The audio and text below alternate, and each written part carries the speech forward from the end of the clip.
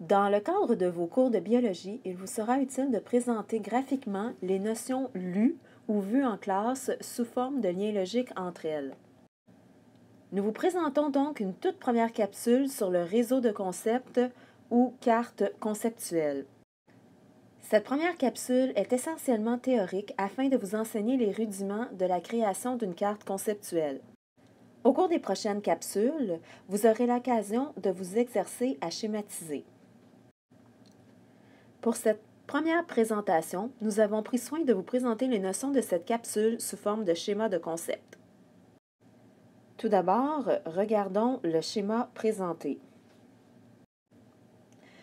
Tout réseau de concepts doit partir d'une thématique principale. En biologie, voici quelques exemples. Les macromolécules, la cellule avec la fonction des organites par exemple, l'équation de la pression artérielle, etc. Ensuite, une fois établie la thématique, 3 éléments fondamentaux composent ce réseau. Il s'agit des concepts ou idées, des liens à établir entre eux et une présentation graphique. Voyons plus en détail ce que sont les concepts. En biologie, vous aurez de nouvelles connaissances à intégrer, donc de nouveaux concepts. Vous devrez faire des liens entre eux. C'est pourquoi la schématisation facilitera l'établissement de ces liens. Vos nouvelles connaissances seront puisées dans des documents de référence ou dans des sources Internet. Bien sûr, il sera opportun d'établir des liens entre vos nouveaux concepts et ceux qui seront préalablement acquis. Mais d'où proviennent ces concepts acquis? C'est que depuis notre enfance, nous avons enregistré lentement mais sûrement une profusion de données sur des éléments qui caractérisent notre environnement. À chacun de ces éléments, nous avons pris conscience. Nous leur avons attribué une étiquette verbale, des mots comme chat, chien, hirondelle, ou visuelle, l'image d'un chat, l'image d'un chien et l'image d'une hirondelle. Chacun de ces éléments constitue un concept. Chacun de ces éléments constitue un concept. Avec le temps, nous avons établi une différence entre ces concepts. Un chien n'est pas un chat et vice-versa. Nous les avons classés. Un chien et un chat sont des mammifères et l'hirondelle est un oiseau.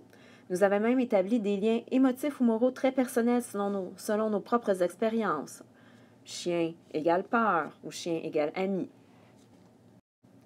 La compréhension des expériences est directement reliée à la construction de ces réseaux de concepts. Lorsque nous apprenons une information nouvelle, celle-ci doit se confronter à notre propre réseau de concepts.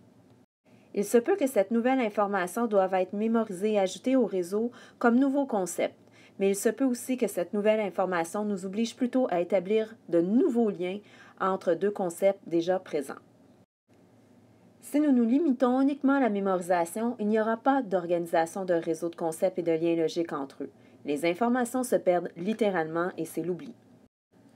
Lorsque vous aurez identifié les différents concepts suite à vos lectures reliées à une thématique, il sera opportun d'établir des liens entre eux.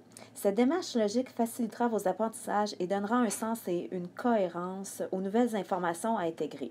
Cette méthode organisera vos connaissances, favorisera une meilleure compréhension et rétention de l'information et aussi favorisera la mémoire. Nous voyons ici les liens sur le schéma présenté. Nous observons plusieurs mots de liaison ou marqueurs de relation. Les voici. Pour notre discipline en biologie, nous vous suggérons certains verbes pour faciliter votre schématisation. Les voici. Aussi, comme vous le constatez, les cases constituant notre schéma comportent des mots-clés, ont des formes choisies et des couleurs pour les différencier ou les associer. Les lignes ou les traits caractérisent les liens entre les concepts. Finalement, voyons les 6 étapes permettant une schématisation efficace. Premièrement, il faut définir l'objectif, c'est-à-dire la thématique à cibler ou la portion de texte dans un livre de référence que nous souhaitons schématiser.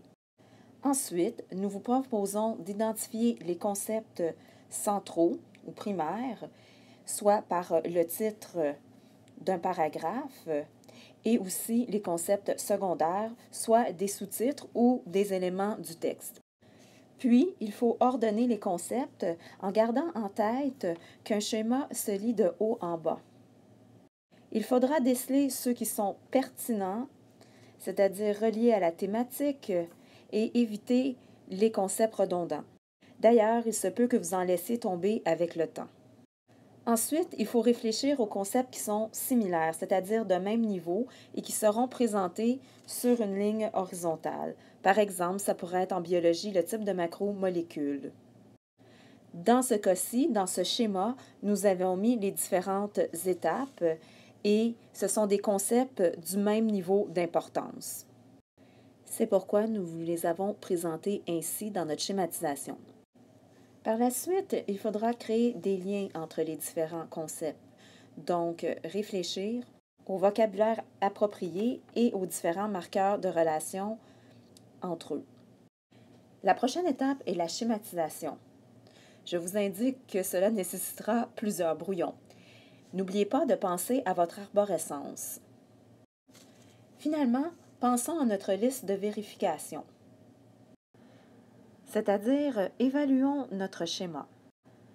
Je vous invite à vous poser les questions suivantes, à savoir comment vos niveaux sont organisés. Est-ce qu'ils sont organisés en fonction d'une certaine complexité? Est-ce que votre schéma est équilibré? Est-ce qu'il est facilement lisible et arborescent à partir d'une idée centrale? Est-ce que les liens sont étiquetés et est-ce que ceux-ci favorisent la mémorisation? En conclusion, nous vous présentons des logiciels de schématisation pour vous faciliter la tâche dans la création de vos schémas. Bonne schématisation!